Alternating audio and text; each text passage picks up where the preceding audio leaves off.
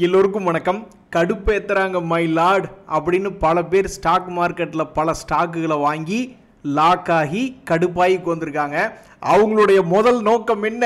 முதல்ல வாங்கின வேலை வந்தோடனே தட்டி விட்டுட்டு வேற ஏதாவது நல்ல பங்காக வாங்கி வச்சுக்கணும் அப்படின்றத அவங்களுடைய நோக்கமாக இருக்குது. ஒரு நண்பர் யூனியன் பேங்க்கில் கிட்டத்தட்ட 2 லட்ச ரூபா லாக் ஆகி வந்திருக்காப்புல.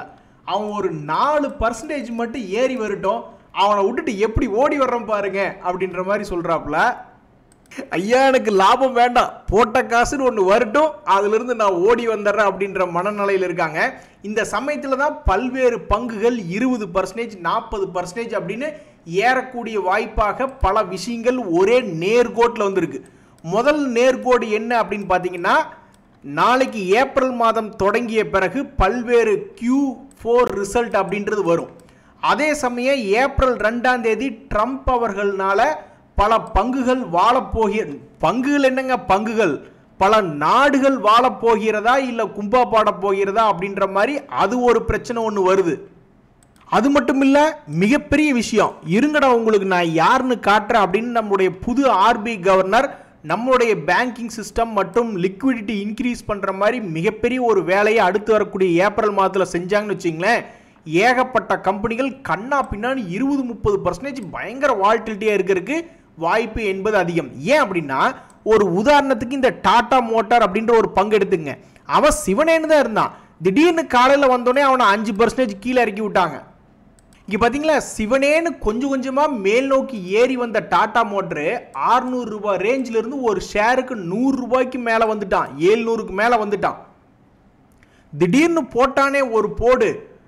ட்ரம்ப் அவர்கள் என்ன சொல்லிட்டாப்புல, இந்த மாதிரி வாகனத்துறையில் 25% பக்கம் கட்டண உயர்வு அப்படின்ற மாதிரி ஒரு அறிவிப்பு வந்தது. உடனே இந்த டாடா மோட்டர் என்ன பண்ணா, குப்புன்னு 5% கீழே வீழ்ச்சி என்பது அடைஞ்சிட்டான்.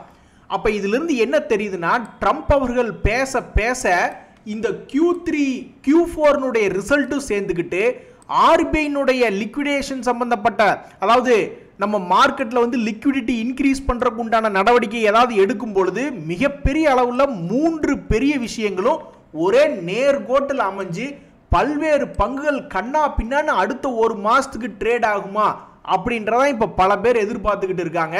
இதெல்லாம் அனுபவிக்கிறதா வேண்டாமா அப்படின்ற மாதிரி ட்ரம்ப் அவர்கள் என்ன பேசினாலும் மார்க்கெட்டில் எதிரொலிக்கும் அப்படின்றதுக்கேற்ப இப்போ இன்னைக்கு லேட்டஸ்ட்டாக என்ன பேசியிருக்காரு அப்படின்னு பார்த்தோம்னாக்கா, நம்மளுடைய பிரைம் மினிஸ்டரை பற்றி பாராட்டி பேசியிருக்காப்புல. அப்போ இதனால் இந்தியாவிலிருந்து உற்பத்தி செய்யப்பட்டு அங்கே இறக்குமதி செய்யக்கூடிய ப்ராடக்ட்ஸுக்கு ஏதாவது விலக்கு அளிக்கப்படுமா அல்லது என்ன அப்படின்றது நம்மளை பதட்டத்திலே வச்சிருக்காப்புல.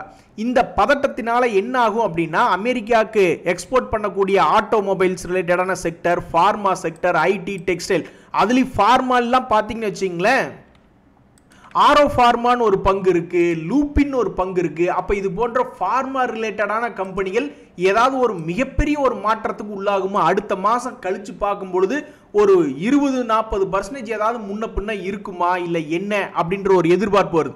அது மட்டும் இல்லை, IT துறை இதுவும் அமெரிக்காவுக்கு அதிகமாக எக்ஸ்போர்ட் பண்ணக்கூடிய ஒரு துறை.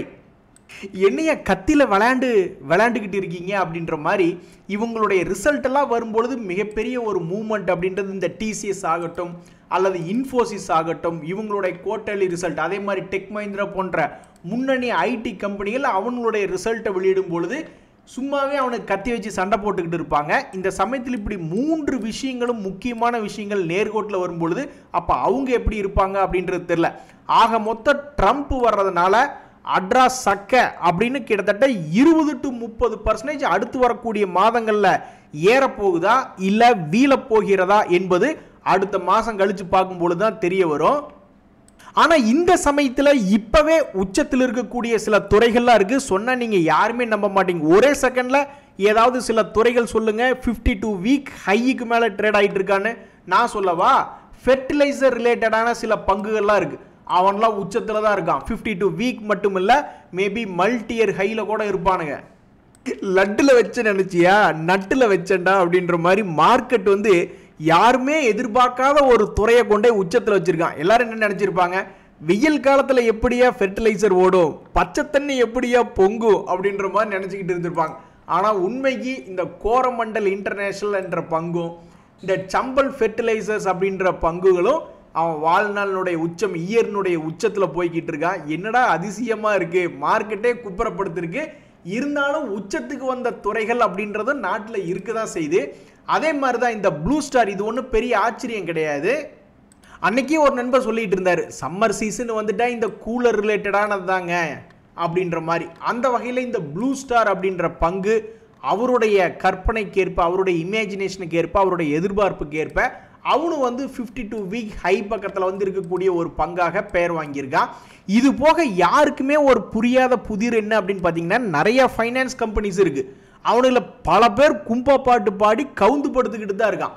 ஆனால் இந்த முத்தூட் ஃபைனான்ஸ் அப்படின்ற பங்கு இருக்கிறதுலேயே அவனுடைய வாழ்நாளின் உச்சமாக சமீபத்தினுடைய மல்டியர் ஹை என்பது போல போய்கிட்டு இருக்கான். எப்படியா நீ மட்டும் அப்படி என்ன ஸ்பெஷலாக நீ கடன் கொடுத்துட்ட? நாங்கள் கொடுக்குற கடன்லாம் கும்பா கடன், நீ கொடுக்குற கடன் மட்டும் குஜாலா கடனா அப்படின்னு கேட்குற மாதிரி இந்த முத்தூட் ஃபைனான்ஸ் மட்டும் அருமையான ஒரு வேலையை பார்த்துருக்கான். நீங்கள் நினைக்கல, இந்த முத்தூட் ஃபைனான்ஸுக்கு போட்டியாளராக இருக்கக்கூடிய பஜாஜ் ஃபைனான்ஸ் போன்ற கம்பெனிகளுமே உச்சத்தில் தான் இருக்குது. அப்போ அந்த ரெண்டுக்கு என்ன வித்தியாசம் அப்படின்னு பார்த்தீங்கன்னா, இந்த பஜாஜ் ஃபைனான்ஸ் ஒரு வருஷத்தில் சம்பாரிச்சு கொடுத்தது 23% தான். ஆனால் இந்த முத்தூட் ஃபைனான்ஸ் அப்படின்றத 51% சம்பாரிச்சு கொடுத்துருக்கான். அடுத்ததாக ஸ்ரீராம் ஃபைனான்ஸ், அவனுமே வந்து 52 வீக் ஹை பக்கத்தில் தான் வந்திருக்கான்.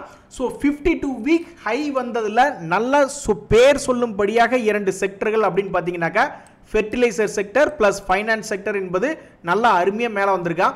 இன்னும் சில செக்டர் ஹெல்த் கேர் ரிலேட்டடான சில செக்டர்ஸ் எல்லாம் மேல் நோக்கி வந்திருக்காங்க. பட் இருந்தாலும் இவங்க தான் ஒரு குரூப்பாக செட்டாக மேல் நோக்கி ஏறி வந்திருக்காங்க. ஸோ மார்க்கெட் அடிச்சடியில் காலியாகி கிடைக்கக்கூடிய இந்த 4 செக்டருமே ஏதாவது இந்த மாதிரி நடக்குமா, அவனுடைய வாழ்க்கையில் இப்படி 52 வீக் ஹைக்கு இது வருவாங்களா அப்படின்ற மாதிரி முதலீட்டாளர்கள் பார்த்துக்கிட்டு இருக்காங்க. அப்படி வருதுனாலும் ட்ரம்ப் தான் காரணமாக இருப்பார். இல்லை ஏற்கனவே 52 வீக் லோவில் தான் படுத்து கிடக்கிறான். இன்னுமே கீழ் நோக்கி 2 வருஷம் லோக்கு போனாலும் அதுக்கும் மேபி ட்ரம்ப் அவர்களும் இந்த Q4 தான் காரணமாக இருக்க போகுது. ஸோ இன்னொரு 1 மாதத்தில் தெரிஞ்சிடும் இதெல்லாம் வாழ போகிறாங்களா இல்லை வீழ போகிறாங்களா அப்படின்ட்டு. அப்படி ஒருவேளை கீழிருந்து மேல் நோக்கி ஏறி வாழ்ந்து வந்தாங்கன்னா இந்த மாதிரி பல பேர் ஆள விட்டா போதும் சாமி, உனக்கு ஒரு கும்பிடு, இந்த மாதிரி கும்பா பங்குகளுக்கு ஒரு கும்பிடு, எல்லாத்தையும் வித்துட்டு ஒரு நல்ல பங்காக பார்த்து நான் பார்த்துக்கிறேன் அப்படின்ற மாதிரி நிறைய பேர் அப்படியே ரீபேலன்ஸ் பண்ணிடுவாங்க. அந்த ஒரு வாய்ப்பு கிடைக்க போகுதா ட்ரம்ப்னால அப்படின்றது ஒன்றும் இல்லை. இன்னொரு 15-20 நாளுக்குள்ள மேபி தெரிய வரக்கு வாய்ப்புகள் ரொம்ப ரொம்ப அதிகம். ஹே மேன், ஜஸ்ட் 2 crores அப்படின்ற மாதிரி ஒரு நண்பர் வந்து அவருடைய சொந்த ஊர் திருமானூரில் போய் இடம் வாங்கிட்டார். எப்படி இடம் வாங்கினார்? அவர்கிட்ட இருக்கக்கூடிய ஸ்டாக் மார்க்கெட்டில் மியூச்சுவல் ஃபண்டில் ஒரு 5 லட்சம், ஸ்டாக்ஸ் ஒரு 15 லட்சம், அது மாதிரி நிறைய விற்றுருக்காரு. அது எந்த சமயத்தில் விற்றுருக்காருன்னா, போன வருஷம் மார்க்கெட் பீக்கில் உச்சத்தில் இருக்கும்போது விற்றுருக்காரு. அதுக்கப்புறம் இடத்தை வாங்கிட்டு அவருக்கு மனசு ஒரே வருத்தமாக இருந்திருக்கு, அடாடா ஸ்டாக்குகளையெல்லாம் விற்றுட்டோமே அப்படின்னு. இவருக்காகவே ஸ்டாக் மார்க்கெட் அப்படியே நீட்டி படுத்த மேனிக்கு கீழே இறங்கி இப்போ கொஞ்சம் கொஞ்சமாக கீழே இறங்கினதுக்கப்புறம் பிடிச்சிக்கிட்டு இருக்கே அப்படின்றார். என்ன ஒரு அருமையான லக்கு பார்த்தீங்களா? மேல் நோக்கி இருக்கும் பொழுது விற்றுட்டு கீழ் நோக்கி இருக்கும்பொழுது இவர் வந்து ஒரு ஃபாரின் இன்ஸ்டிடியூஷனல் இன்வெஸ்டர்ஸ் FIs மாதிரி ஆயிட்டாப்ல. வாழ்த்துக்கள் நண்பர்கள். இங்கே பார்த்தீங்களா, ஒரு நண்பர் மிகவும் உபயோகமான ஒரு தகவலை 2 பேர் சொல்கிறாங்க. அதாவது ஸ்டாக் மார்க்கெட்டில் ஏதாவது விஷயம் இருந்ததுன்னா அது கொடுக்க தயாராக இருந்தால் தாங்க யாருனாலும் எதுவும் எடுக்க முடியும் அப்படின்றார். அவர் சொல்கிற உண்மைதான்.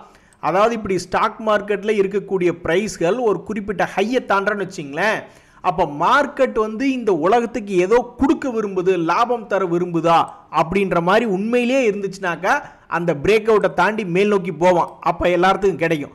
அப்படி இல்லை, மார்க்கெட் வந்து யாருக்கும் கொடுக்க தயார் இல்லைன்னா பிரேக் அவுட் ஆகி மறுபடியும் கீழே வந்து நீட்டிப்படுத்துருவான்.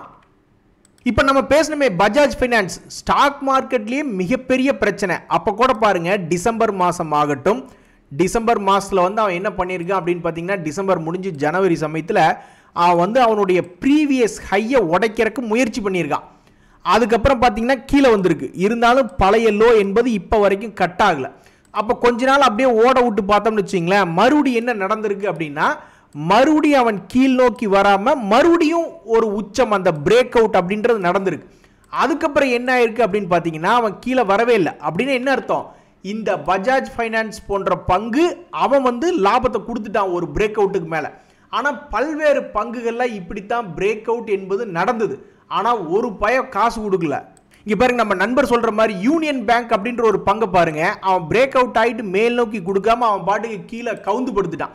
அதாவது ஒரு கட்டத்தில் நீங்க பாத்தீங்கன்னாக்கா போன வருஷம் டிசம்பர் மாசத்துல இவனும் மேல் நோக்கி இறக்க முயற்சி செஞ்சிருக்கான், பஜாஜ் ஃபைனான்ஸ் மாதிரி. கிட்டத்தட்ட இந்த இடத்துல வந்து ஹை கட் என்பது ஆயிருக்கு. அதுக்கப்புறம் வந்து தொடர்ந்து மேல் நோக்கி போகாம பஜாஜ் ஃபைனான்ஸ் மாதிரியே கீழே வந்திருக்கான். மறுபடி வந்திருக்கான் இவன் பாருங்க. அதுக்கப்புறம் கும்பா குட்டி ஆயிட்டு அந்த ஹை தாண்டதுக்கு ஒரு பிரயோஜனமே இல்லாம கீழ் நோக்கி வந்தவனா தான் இவன் இருக்கான். ஸோ மார்க்கெட் கொடுக்க விரும்பலினா அப்புறம் கும்பா தான் அதுக்கு ஏற்ற மாதிரி நடந்துக்கணும் அப்படின்ற மாதிரி சொல்றாரு. எங்க ஊர் பக்கம் இந்த கிழவிங்கெல்லாம் வந்து புதுசாக கல்யாணமான பசங்கிட்ட நீ பொண்டாட்டிக்கு ஏற்ற மாதிரி நடந்துக்க அப்படின்னு சில தகவல்களை சொல்லுவாங்க. அதுக்கேற்ற மாதிரி நம்ம நண்பர் என்ன சொல்றாருன்னா, மார்க்கெட் மேல் நோக்கி போகுதுன்னா உனக்கு கொடுக்க விரும்புது, அப்படி மேல் நோக்கி போகாம பிரேக் அவுட் ஆகி ஃபெயிலியர் ஆச்சுனாக்கா அது உனக்கு கொடுக்க விரும்பல, அப்ப நம்ம தான் அதுக்கு ஏற்ற மாதிரி நடந்துக்கணும் அப்படின்னு லைஃபை ரொம்ப சிம்பிளா முடிச்சு விட்டாப்ல. நண்பர்களே இங்க பாருங்க, இன்னொரு நண்பர் மிக முக்கியமான தகவல் கொடுத்துருக்காரு. போன வாரம் வெள்ளிக்கிழமையோடைய லாஸ்ட் ட்ரேடிங் டே அப்படின்றது போன வருஷம் ஃபினான்ஷியல் இயருக்கு முடிஞ்சது. இன்னைக்கு லீவா போச்சு. அதனால முதல்ல இன்கம் டேக்ஸ் ஃபைல் பண்ற வேலையிலாம் முதல்ல பாருங்க, அதுக்கு ரெடி பண்ணுங்க அப்படின்னு இருக்காரு. இது ரொம்ப முக்கியமான தகவல். ஏன்னு கேளுங்க, ஏதோ ஒரு பெங்களூர்ல வந்து ஒரு ஃபார்மர்னு ஏதோ கேள்விப்பட்ட ஒரு தகவல் ஒன்று நியூஸ் ஒன்று படிச்சுக்கிட்டு இருந்தேன். அவரு அந்த காலத்தில் ஏதோ எஃப்என்டோ பண்ணி அந்த ஐடி ஃபைல் பண்ணாம விட்டுட்டாப்ல. அதுக்கப்புறம் ஏகப்பட்ட டிரான்சாக்ஷன் நடந்திருக்கு. அதனால என்ன ஆயிருக்கு அப்படின்னு தெரிஞ்சுக்கிறதுக்காக ஐடி வந்து அவங்களுக்கு திரும்பி மெயில் போட்டிருக்காங்க. இவர் பார்க்கவே இல்லை. அதுக்கப்புறம் ஒரு அறிக்கையில் என்ன வந்தது, ஒரு நியூஸ்ல என்ன வந்ததுன்னா, அவருக்கு ஹெவியா பெனால்ட்டி போட்டாங்க, என்ன ரிப்ளை பண்ணல அப்படின்ற மாதிரி. எதுக்கு வம்பு? நீங்க ஷேர்ஸ் ட்ரேடிங் பண்றீங்க, இன்வெஸ்ட்மெண்ட் பண்றீங்க, என்னத்தையோ ஒன்று பண்ணுங்க. பட் ஐடி அதனால வருமானம் வருது இல்லை நஷ்டமாக கூட ஆயிட்டு போகுது. பட் ஐடி ஃபைல் பண்றது பண்ணி விட்டுறது ரொம்ப நல்லது. இங்க பாருங்க, ஒரு நண்பர் 1,80,000 ரூபாய் இன்வெஸ்ட்மெண்ட் பண்ணியிருக்காரு. ஆனால் 103 கம்பெனியில் இன்வெஸ்ட்மெண்ட் பண்ணியிருக்காரு. அப்போ சராசரியா ஒரு கம்பெனியில் வந்து 1,750 ரூபா பக்கம் இன்வெஸ்ட்மெண்ட் பண்ணியிருக்காரு. இதனால என்ன ஒரு பிளஸ் பாயிண்ட் அப்படின்னா, எந்த ஒரு கம்பெனி திவாலானாலுமே அந்த கம்பெனி ஜீரோ விலைக்கு போனாலுமே இவருடைய 1,80,000 ரூபாயில 1,750 ரூபா தான் ஒரு கம்பெனி தாக்கத்தை ஏற்படுத்த முடியும். ஆனால் அதே சமயம் கெட்ட விஷயம் என்ன அப்படின்னு பார்த்தீங்கன்னா, இவருடைய எந்த ஒரு கம்பெனியாக இருந்தாலும் 30% மேலே லாபம் ஏறி வந்ததுனா தான் இவருக்கு வந்து ஏதோ ஒரு 300-400 ரூபாய் அது கிடைக்கும். ஒரு உதாரணத்துக்கு இந்த ஜிஆர்எஸ்சி அப்படின்ற ஒரு பங்கு இருக்குன்னு வச்சிங்களேன், அது சரியா ஒரு மாசத்துக்கு முன்னாடி எடுத்திருந்து இப்போ இந்த மாதிரி ஒரு 30% அளவுக்கு பெரிய லாபம் என்பது நடந்ததுனா தான். ஏன்னா இவர் ரொம்ப கம்மியான ரேட்டுக்கு வாங்குறாரு. ஒரு ஸ்டாக் 1,750 ரூபாய்க்கு வாங்கும் பொழுது அது ஒரு 30-40% ஏறிச்சுனா தான் இவர்னால ஓரளவுக்கு டீசென்டான லாபம் என்பது புக் பண்ண முடியும். ஆனா இதுல இன்னொரு பிரச்சனை என்னன்னா, எப்படி ஒருத்தர்னால இப்படி குறி வச்சு வாங்க முடியும்? ஒரு மாசம் கழிச்சு அவன் 30% ஏற போறான் அப்படின்னு தெரிஞ்சுக்கிட்டு இவன்லாம் ஒரு வருஷத்தினுடைய லோ 6 மந்த் லோல இருந்தவன் தான். ஒரு 15 நாளைக்கு முன்னாடி 6 மந்த் லோ மேல 1,800 கீழே 1,200, அப்படி அந்த 1,200 கிட்ட லோ ட்ரேட் ஆகிட்டு இருந்தவன் தான். எப்படி ஒருத்தர்னால கண்டுபிடிச்சு கரெக்டா இந்த இடத்துல போய் என்டர் ஆக முடியும் அப்படின்றது ஒரு மிகப்பெரிய ஒரு கேள்விதான். இங்க பாருங்க நண்பர்களே, சில பேர்லாம் ரிஸ்க் எடுக்கிறதெல்லாம் எங்களுக்கு ரஸ்க் சாப்பிட்ற மாதிரியும் சில பேர் இருக்காங்க. சில பேர் எங்களுக்கு எதுக்குப்பா ரிஸ்க் அப்படின்ற மாதிரி இருக்காங்க. ஸோ இந்த நேஷனல் பென்ஷன் ஸ்கீம் அப்படின்றதுல பார்த்தோம்னா நிறைய இன்வெஸ்ட்மெண்ட் ஆப்ஷன்ஸ் இருக்கு. ஒரு நண்பர் என்ன சொல்றாரு அப்படின்னு பார்த்தீங்கன்னாக்கா, எனக்கு பெரிய அளவில் லாபம் இருந்தது, கிட்டத்தட்ட 13%, 12.85% லாபம் இருந்து அதுக்கப்புறம் வந்து 7.2% கடைசியில் மைனஸும் ஆகி இப்போ வந்து எனக்கு +1% இருக்கு அப்படின்ற மாதிரி சொல்றாரு. +1% சொல்றாரா இல்ல -6% சொல்றாரான்னு தெரியல. பட் பெரிய மூவ்மெண்ட் என்பது அவருடைய இதில் இருக்கு. ஏன் அப்படின்னா, அவர் செலக்ட் பண்ண ஸ்கீம், அவருடைய இன்வெஸ்ட்மெண்ட் ஆப்ஷன்ஸ், அவருடைய அசெட் கிளாஸ் என்பதெல்லாம் வந்து மேபி ஒரு ரிஸ்க் அதிகமாக எடுக்கக்கூடிய ஒரு அக்ரெசிவ் லைஃப் சைக்கிள் ஃபண்டாக கூட இருக்கலாம். இன்னொரு நண்பர் பாருங்க, ரொம்ப தெளிவா சொல்றாப்ல, நான் கன்சர்வேட்டிவ் தாங்க சூஸ் பண்ணியிருக்கேன், அதே நேஷனல் பென்ஷன் ஸ்கீம்ல நான் கன்சர்வேட்டிவா தான் சூஸ் பண்ணியிருக்கேன், அதனால் நான் இந்த மாதிரி என்னுடைய போர்ட்ஃபோலியோவில் பெருசாக லாபமும் பார்க்க போகிறதில்ல, அதே சமயம் இந்த மாதிரி பெருசாக நஷ்டமும் பார்க்க போகிறது இல்லையே, கண்டினியூஸாக என்னுடைய க்ரோத் என்பது பெரும்பாலும் இந்த மாதிரி தான் இருக்கும் அப்படின்ற மாதிரி அவருடைய கணிப்பு. அவருடைய திட்டம் என்னன்னா, அதுக்கு பேரே பென்ஷன் ஃபண்டு, அதுக்கு எந்த விதமான பாதவும் வந்துடக்கூடாது. அதாவது நான் போகிறதே ரிட்டையர்மெண்ட் ஆகும்போது என் கையில் பணம் இருக்கணும் அப்படின்ற மாதிரி தான் போகிறேன். அதுக்கு நான் போய் எதுக்கு ரிஸ்க் எடுக்கணும், ஓரளவுக்கு கையில் காசு கரெக்டாக கன்சர்வேட்டிவாக வந்தாவே போதும் அப்படின்ற மாதிரியான அவருடைய ரிஸ்க் ப்ரொஃபைல் வச்சு அவருடைய இன்வெஸ்ட்மெண்ட் அப்ஜெக்டிவ் வச்சு போயிருக்காப்ல. ஸோ என்பிஎஸ்லேயே இந்த மாதிரி ஃப்ளக்சுவேஷன் ஆகிற அசட் கிளாஸ் ஃபண்ட் அந்த அப்ஜெக்டிவ் இருக்குது. ஒரு மாதிரி ஸ்டாண்டர்டாக க்ரோத்தாக போகக்கூடிய வாய்ப்பும் இருக்குது. சரி நண்பர்களே, ஆண்டவா 2 கையும் மேலே தூக்கி பார்த்து டக்குன்னு பிரியாணிக்காக நான் அப்படி கை தூக்கல. அதாவது நான் வந்து ஆண்டவனை பார்த்து நான் இன்றைக்கி என்ன கேட்க விரும்புகிறேன்னா, எத்தனையோ பேர் லாக் ஆகிக்கு வந்திருக்காங்க. எல்லாத்துக்கும் இந்த ஏப்ரல் மாதத்தில் எல்லா பங்குகளுமே கீழ் நோக்கி கவுந்து விழுகாமல் மேல் நோக்கி ஒரு 30-40% மேலே ஏறி ஏதாவது லாக் ஆகிருக்கக்கூடிய விஷயங்களை எல்லாம் ரிலீஸ் பண்ணி விட்டு எங்களுக்கு வாழ வைக்கணும், வீழ வைக்காத அப்படின்னு பிரார்த்தனை பண்ணிக்க வேண்டியதான். இன்றைய தகவல் அனைத்து உங்களுக்கு உதவியாக இருந்தால் எனக்கு மகிழ்ச்சி தான். ரொம்ப நன்றி, வணக்கம்.